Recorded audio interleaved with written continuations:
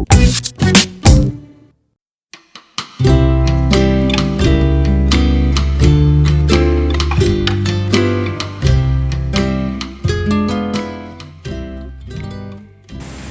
semingguan hari coblosan nasional pemilu serentak 2024, tapi selama kampanye politik sama sekali tak ada pendidikan politik yang memadai kepada masyarakat.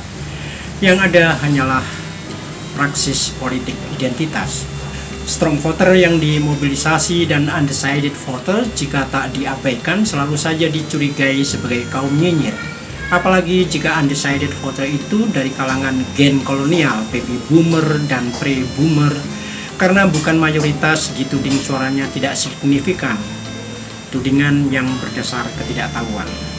Dari 204 lebih pemilih terdiri dari 66 juta lebih atau 33,60 gen milenial dan dari gen Z sebanyak 46,8 juta atau 22,85%. Dari dua gen ini saja setidaknya sudah 55% lebih, sementara gen baby boomer dan pre-boomer hanya 31,7 juta atau kurang dari sekitaran 15%. Tetapi dengan sistem one man one vote, jangankan 1%, satu lembar suara saja akan sangat menentukan dalam pola hitungan suara sistem pemilu kita, baik untuk pembulatan ke atas atau pembulatan ke bawah, yang bisa berakibat caleg atau capres kalah atau menang.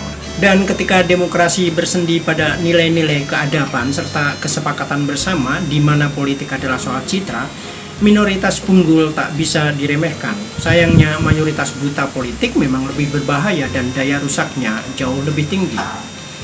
Banyaknya petisi, deklarasi, himbauan dari berbagai perguruan tinggi dan berbagai kalangan masyarakat ditanggapi dengan bagaimana sikap kampus soal UKT, soal ini dan itu, yang tidak lain adalah untuk mereduksi atau mendistorsi substansi masalah yang disampaikan.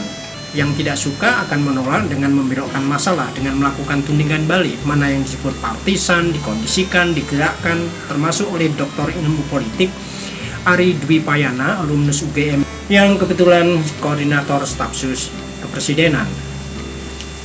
Yang berkuasa tetap gudeg bisu, keras kepala, adigang adigung adiguno, mentang-mentang dan mentang kelek. Polisi sudah mengakui mereka menekan kampus dan berbagai kalangan untuk membuat pernyataan yang menyejukkan. Alasannya agar tidak memanaskan suasana. Arahannya, pemerintah berhasil dan Jokowi baik. Sama sekali tidak menjadi renungan bersama bahwa 9 hakim MK secara sah divonis melakukan pelanggaran etik soal putusan nomor 90 tahun 2003 oleh MK. Ketua MK divonis melakukan pelanggaran etik berat, dicopot posisinya sebagai ketua. Kemudian yang teranyar, Ketua KPU dalam sidang etika DKPP, Dewan Kehormatan Penyelenggara Pemilu, divonis melakukan pelanggaran etik berat untuk ketiga kali. Anehnya di Indonesia pelanggaran etik hanya berlaku pada individu pelaku, tidak berkait dengan keputusan lembaga tempatnya melakukan keputusan itu.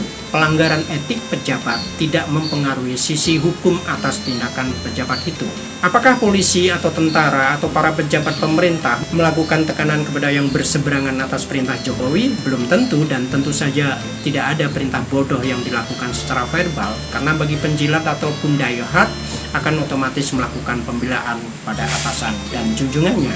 Seperti rumus pas pampres, spontanitasnya adalah atas kesigapan yang terlatih. Jangankan KSAD, sedangkan Dudung Abdurrahman saja yang KSAD bekas pun akan membela mati-matian Jokowi dan korpsnya. Namun mana ada dari kekuasaan yang mentang-mentang itu membela nilai-nilai? Tidak ada. Tidak ada argumentasi. Kalaupun ada argumentasi partisan. Kita tak bisa membedakan bahwa membela nilai-nilai disamakan dengan membela posisi paslon tertentu. Menjadi tidak benar ketika argumentasinya berbeda dengan argumentasi partisannya.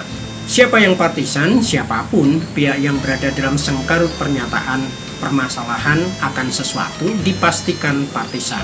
Menjadi persoalan ketika partisipasi pembelaan itu berbeda dengan jenis atau orientasi partisipasinya.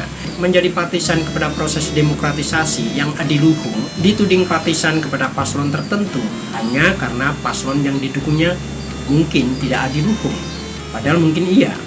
Karena kita menjadi makin diyakinkan bahwa argumentasi mereka hanya karena membela kepentingan masing-masing. Jika nggak mentang-mentang, tanyakan kepada Jokowi. Apa beda Butet Kartarejasa dengan Aiman Wicaksono atau dengan Palki Huta Barat?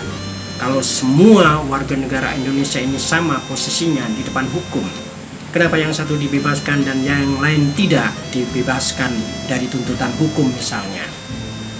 Jokowi baru saja menyatakan bahwa dia tidak akan turun berkampanye.